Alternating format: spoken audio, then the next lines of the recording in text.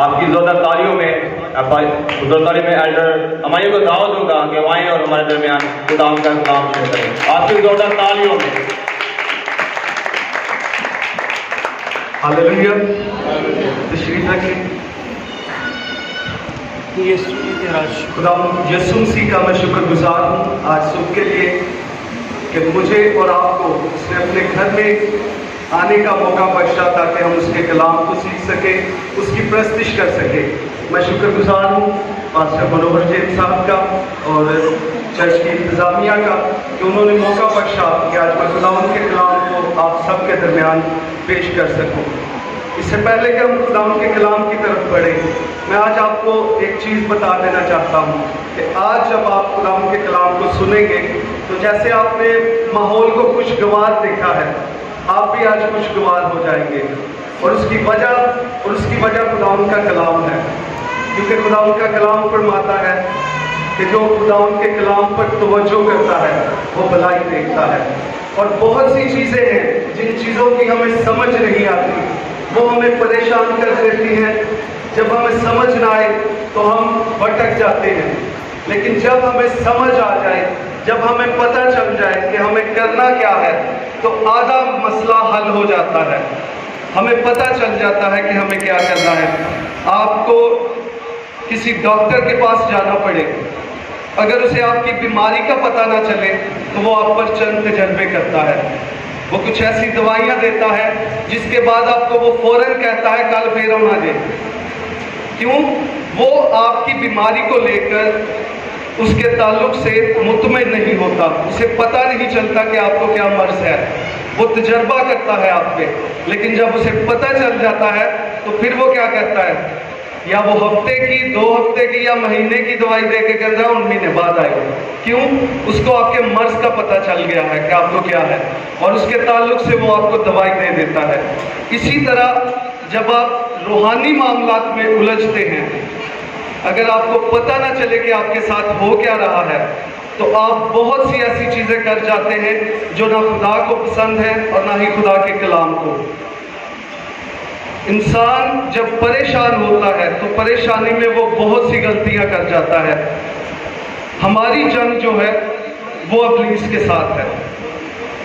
Bible مقدس فرماتی ہے کہ ہماری جنگ ابلیس کے ساتھ ہے, اور خداوند کے کلام میں بہت خوب لکھا ہے, پس تم خدا کے تابع ہو جاؤ اور ابلیس کا مقابلہ کرو تو وہ تم سے بھاگ جائے گا.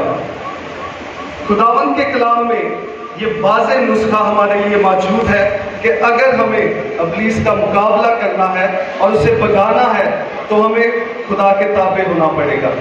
لیکن بہت سے لوگوں کو میں نے دیکھا ہے کہ وہ پریشانی میں وہ خدا کے تابع ہونے کی بجائے پاسٹر کو بدلیں گے, چرچ کو بدل دیں گے, اور ہو سکے تو وہ اپنے اٹھنے بیٹھنے کی جگہوں کو بھی بدل دیتے ہیں, وہ اپنے دوستوں کو بدل دیتے ہیں. لیکن یہ مسئلے کا حل نہیں ہوتا. آپ کو کرنا کیا ہے؟ پہلی بات آپ کو پہچاننا ہے اپنے دشمن کو, اور دوسری بات آپ کو خدا کے تابع ہونا ہے. اگر آپ خدا کے تابع نہیں ہوں گے, نہ تو آپ اپنے دشمن کو پہچان پائیں گے, نہ آپ اس کا مقابلہ کر پائیں گے. بہت سی چیزیں میں نے دیکھی اپنی تقریباً 18 سالہ زندگی میں جو میں نے خداوند کے ساتھ گزاری. اس سے پہلے کی جو زندگی ہے وہ ہم بھٹکتے ہیں, لیکن جب ہم خداوند یسوع مسیح کو قبول کرتے ہیں اصل زندگی ہماری تب سے شروع ہوتی ہے. تو میں نے اس تعلق سے بہت کچھ سیکھا کہ جنگ لڑنی ہے, جنگ ابلیس کے ساتھ ہے, وہ لڑی کیسے جانی ہے, اس کے ہتھیار کون سے ہیں, اور وہ لڑی کہاں جاتی ہے. آپ کو ان ساری چیزوں کا پتہ ہونا چاہیے. اس سے پہلے کہ ہم کلام کی طرف چلیں, میں آپ کو ایک ہی چیز بتاؤں گا کہ آج ہم سیکھنے والے ہیں آپ کے ذہن کے تعلق سے.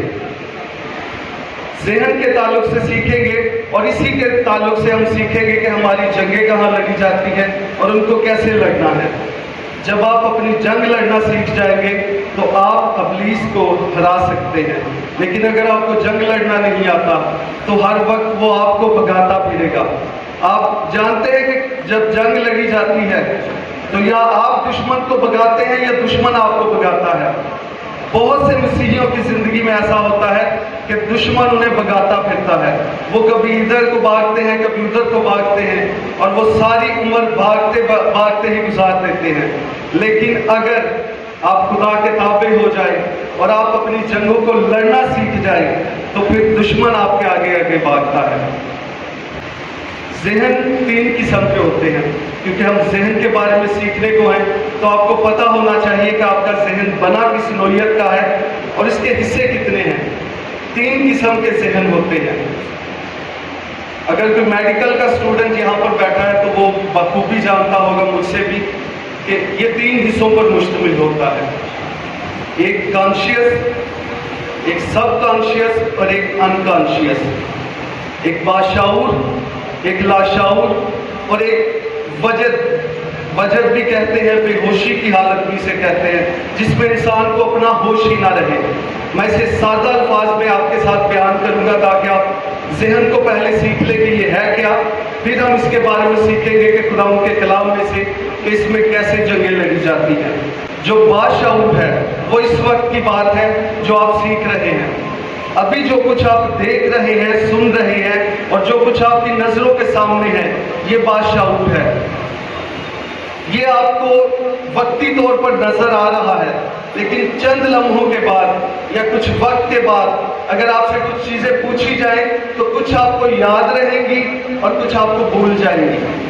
ہو سکتا ہے کچھ مجھے غور سے دیکھیں تو انہیں میری پینٹ کا کلر یاد رہ جائے، لیکن ابھی آپ شعور میں ہیں، آپ مجھے دیکھ رہے ہیں، ابھی کسی سے بھی پوچھوں گا وہ کہے گا آپ کی پینٹ کا کلر یہ ہے، لالا بابر رنگ کے کپڑوں کے رنگ کو آپ باشعور میں ابھی فوراً بتا دیں گے یہ کلر ہے، لیکن کچھ عرصہ کے بعد جب آپ سے پوچھا جائے گا تو کچھ چیزیں آپ کو یاد رہیں گی، کچھ آپ کو بھول جائیں گی۔ جو یاد رہیں گی وہ لاشعور میں چلی جائیں گی، اور لاشعور میں جب آپ سے پوچھا جائے گا تو ہو سکتا ہے آپ کو یاد ہی نہ ہو، لیکن اگر آپ کو یاد دلایا جائے تو آپ کو یاد آ جائے گا۔ یہ لاشعور ہے۔ ہو سکتا ہے آپ نے مجھے دیکھا ہے لیکن آپ میرے کپڑوں کا رنگ بھول گئے ہیں، لیکن اگر آپ کو کوئی یاد کرائے کہ میں نے بلو کلر کی جینس پہنی تھی تو آپ کو یاد آ جائے گا، آپ کے لاشعور میں وہ چیز بیٹھی ہوئی تھی، آپ کو یاد تھی لیکن آپ کو بھولی ہوئی تھی۔ جب بھی یہ آپ کو یاد کروائی تو آپ کو فوراً یاد آئے کہ ہاں میں نے دیکھا تھا، بلو کلر ہی تھا۔ یہ آپ کے لاشعور میں موجود تھی، لیکن جو آپ کے وجد میں، جو بے ہوشی میں، جو وہاں پر موجود ہوتی ہے وہ سب سے قیمتی چیز ہوتی ہے، وہ آپ کو بھولتی ہی نہیں ہے، وہ آپ پر طاری ہو جاتی ہے، آپ چاہ کر بھی اس سے نکل نہیں پاتے۔ بہت سی چیزیں ہیں جو آپ کے ذہن میں نقش ہو جاتی ہیں جن کو آپ بھول ہی نہیں سکتے، جیسا کہ خدا ان کے کلام میں لکھا ہے۔ خدا ان کے کلام کے بارے میں خدا ان کا بندہ کہتا ہے مجھے دن اور رات اسی کا دھیان رہے۔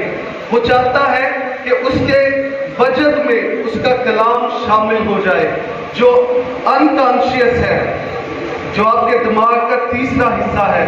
خدا ان کا کلام وہاں پر محفوظ وہ چاہتا ہے ہو جائے، جہاں کہیں بھی خدا ان کے کلام میں دل کا ذکر آیا ہے وہاں پر انکانشیس کا ذکر ہے۔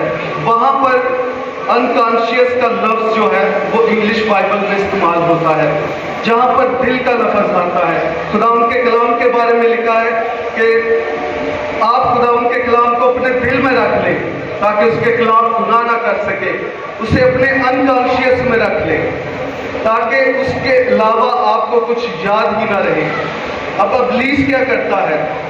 وہ آپ کے انکانشیس کو چھیڑنا چاہتا ہے، وہ اپنی بزدلی، وہ اپنے جھوٹ، کیونکہ اسے جھوٹوں کا باپ کہا جاتا ہے، وہ چاہتا ہے کہ اس کا جھوٹ آپ کے انکانشیس میں رہے۔ آپ جب بھی کچھ کرنے لگے تو آپ کو انکانشیس سے آواز آئے اے نہ کری، اے تیرے پاس دا کام ہی نہیں، اے تو کر ہی نہیں سکتا، تیری حیثیت ہی نہیں ہے کرن دی۔ ابلیس آپ کو ڈراتا دھمکاتا رہتا ہے کہ کہیں آپ وہ نہ کر دیں جو خدا آپ سے کروانا چاہتا ہے۔ اور خدا کیا کرتا ہے؟